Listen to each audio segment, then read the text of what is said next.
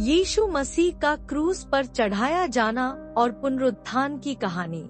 यीशु मसीह, जिन्हें ईश्वर का पुत्र माना जाता है, लोगों को प्रेम, दया और सत्य का संदेश देने के लिए इस संसार में आए थे। उन्होंने चमत्कार किए, बीमारों को ठीक किया और पापियों को क्षमा दी।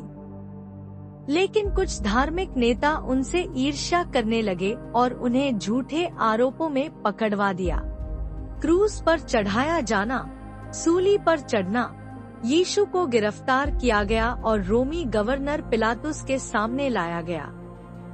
भीड़ ने उसे क्रूस पर चढ़ाओ का नारा लगाया। अंततः पिलातुस ने जनता के दबाव में आकर यीशु को मृत्यु दंड की सजा दे दी। उन्हें कांटों का ताज पहनाया गया, कोड़े मारे गए और फिर एक पहाड़ी पर ले जाकर क्रूस, सूली पर कीलों से ठोंक दिया गया। यीशु ने अपने अंतिम समय में भी अपने शत्रुओं के लिए प्रार्थना की, हे पिता, इन्हें क्षमा कर, क्योंकि ये नहीं जानते कि ये क्या कर रहे हैं। दोपहर से लेकर शाम तक अंधकार छा गया और फिर उन्होंने अपनी आत्मा परमेश्वर को सौंप दी। गाड़ा जाना। यीशु के मरने के बाद उनके अनुयायी यूसुफ नामक व्यक्ति ने उनकी देह को एक कब्र में रखवाया। कब्र के द्वार पर एक बड़ा पत्थर रखा गया और सैनिकों को पहरा देने के लिए लगाया गया। पुनरुत्थान, तीसरे दिन जीवित हो जाना।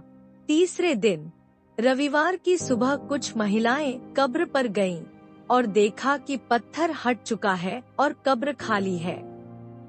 एक स्वर्गदूत ने उन्हें बताया, तुम जिस यीशु को ढूंढ रही हो, वह जी उठे हैं, जैसे उन्होंने कहा था।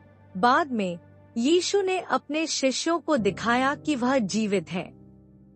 उन्होंने उनके साथ खाया, बातें की और उन्हें सिखाया कि कैसे पूरे संसार में परमेश्वर के प्रेम का संदेश फैलाना है। इस कहानी से हमें यह सीख मिलती है कि हमेशा सत्य और प्रेम के मार्ग पर चलें, एक दूसरे को क्षमा करें, क्योंकि क्षमा करना बहुत जरूरी है।